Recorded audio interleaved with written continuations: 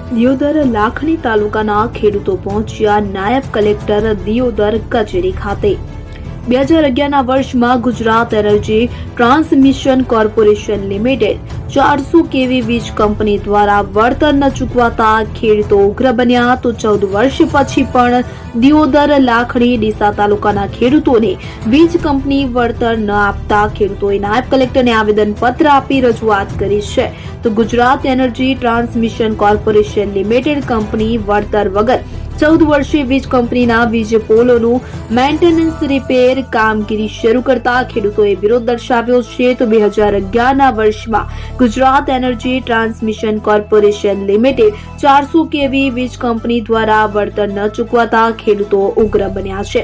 દિયોદર લાખણી ડીસા તાલુકાના ખેડૂતોના ઉભા પાકોમાં Gujarat energy transmission corporation limited company દ્વારા નુકસાન કરાઈ રહ્યું છે ત્યારે ખેડૂતોમાં રોષ જોવા મળી રહ્યો છે। વર્ષ 2011ના વર્ષનું જેટકો વીજ કંપની દ્વારા ખેડૂતોને વળતર આપે નહીં તો આગળની કામગીરી હાથ ન ધરવા માંગ કરી છે।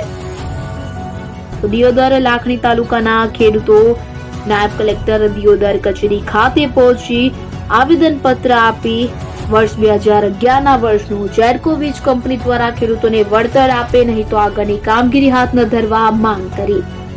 કલ્પેશ બારોટ, કલમ શક્તિ ન્યૂઝ, દિયોદર। મારી એક જ માંગ છે કે અમને કોઈ આ લોકોએ લોકોનું વળતર ચૂકવ્યું નથી। ખાલી જે પાક ઉભો હતો એ પાકનું માપનું જે વળતર થતું હતું એ રીતે કોઈ 10,000 કોઈ 12,000 આવા 2-3 ચેક બનાવી અને એમણે વળતર આપી છે। બાકી બીજી લાઈનો નીકળે તો 15-15, 20-20 લાખ રૂપિયા બીજી કંપની વળતર ચૂકવેલ છે પણ અમારા કોઈ ખેડૂતને લગભગ 1 લાખ ઉપર તો કોઈને વળતર મળ્યું નથી અને એ વળતર લેતા પણ અમારા જીવને જોખમ છે। અમારા પશુ કોઈક દિવસ અમારા બાળ બચ્ચા જ્યાં સોટે રહે એવું પોઝિશન છે તો સરકારશ્રીની વિનંતી કે વળતર આપે વત્તા પાવર ઘટાડે તો આ લાઈન બંધ કરે, આ અમારી માંગ છે। જય જવાન જય કિસાન। મારી એક જ માંગ હતી કે આજથી 2011 ની અંદર અમારા વિસ્તારમાં જેટકો કંપની વાળે લાઈન નાખેલ છે, હજી સુધી ખેડૂતોને ચૂકવણો કરેલ નથી। અમારી માંગણી છે કે તાત્કાલિક પાવર ગેટ પ્રમાણે અમને ચૂકવણો કરે, જેવી રીતે પાવર ગેટ ચૂકવણો કરતી હોય એવી રીતે અમને ચૂકવણો કરે અને અત્યારે આજની બેઠેલી કંપની જેટકો કંપની રિપેરિંગ કરવા આવેલી છે, આ રિપેરિંગ કામ તાત્કાલિક બંધ કરાવરાવે। જ્યાં સુધી અમને પૂરતું વળતર ના આપે, રિપેરિંગનું વળતર ના આપે ત્યાં સુધી અમારા ખેતરમાં ના વળે ને કે ખેડૂતો ઉશ્કેરાશે। આની જવાબદારી સરકારની રહેશે, કોઈ પણ ભોગે અમે આ કામ કરવા દેવાના નથી। જય જવાન જય કિસાન। જેટકો કંપની 2011માં અમારી લાઈન તોડેલી હતી અમારા ખેતરમાંથી, કોઈ વળતર અમને ચૂકવ્યું નથી। એને અમે માંગ કરી હતી સમય પણ કોઈ વળતર હાલી નહીં, છેતરપિંડી કરી છે ખેડૂતો હંગાત ને હાલે રિપેરિંગ કામ ચાલુ કર્યું છે। રિપેરિંગ કામ કરવા માંગતા નથી, બંધ કરતા નહીં, અમારો પાક ઉભો છે, બધું નુકસાન જાય રહ્યું છે। હાલ બહુ ઝબરપૂર્વક પોલીસ હંગાત આવે છે ખેડૂતોની અંદર, ખેડૂતોને પૂછવા રહેતા નહીં, ધોબલા ઉપર લાઈન ચાલુ હોય છે, કામકાજ ચાલુ કરે છે એરિયા।